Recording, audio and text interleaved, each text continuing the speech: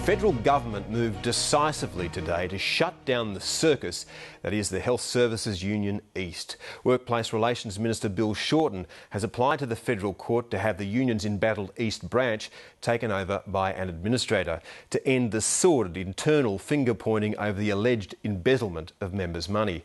We'll hear from the minister soon, but HSU National Secretary Cathy Jackson has come out fighting, calling it a cheap political stunt and accusing government ministers of interfering in union affairs. Hayden Cooper has this report.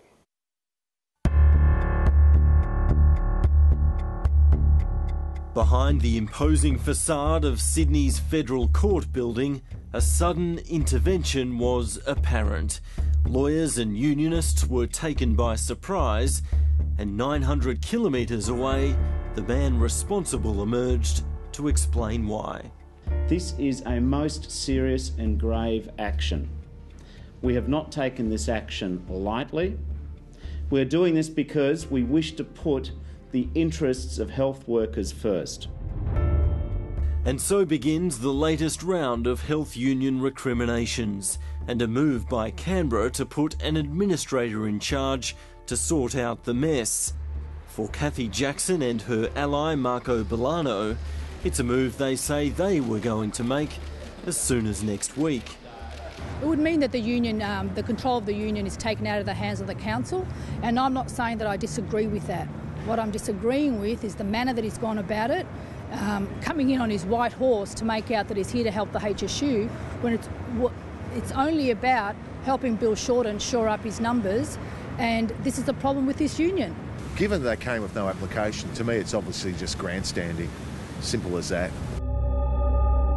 The application, when it's heard next week, will apply to the HSU East branch and its 50,000 members in New South Wales and Victoria. Elected officials would be cleaned out. Cathy Jackson would lose her high-paying job. General Secretary Michael Williamson would too. And the 70-odd members of the Union Council would also go. We fully support it. We think it's a really sensible way of approaching this issue. This union's gone to the now because, you know why? You've weakened it. Coming to my hospital and telling me it was a fundraiser for the union and it was your husband's patient. Such is the division within this union that 7:30 has confirmed that 6 other branches from around the country will next week join the federal government's action. Chris Brown is the acting national president. One of the important things that you need to look at in the move that was made today is who stands to lose and who stands to gain. And it's the members of the branch that stand to gain, because ultimately they're going to be in control of who's in the leadership positions. Who stands to lose? Well, Cathy Jackson and Michael Williamson stand to lose because they're not going to be able to continue that fight that they've been in for the control of the branch. And that's one clear motivation in the halls of power. The sleazy fight in the union has been dragging the government into the mire. It's had no control over the damaging issue. Bill Shorten wants and needs a circuit breaker. And if this application's unsuccessful, we'll look at other options, because one thing's for sure, we want to put an end to the issues which see health services union members not having control of their union. In the Workplace Relations Minister, Cathy Jackson sees an enemy. She claims that Mr Shorten and Victorian Senator Stephen Conroy are secretly working to undermine her.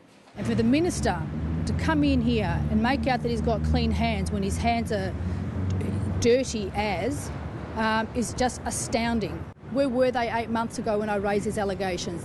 People in the ALP knew about this and did nothing about this. And here they are turning up today trying to make out that they're here to help.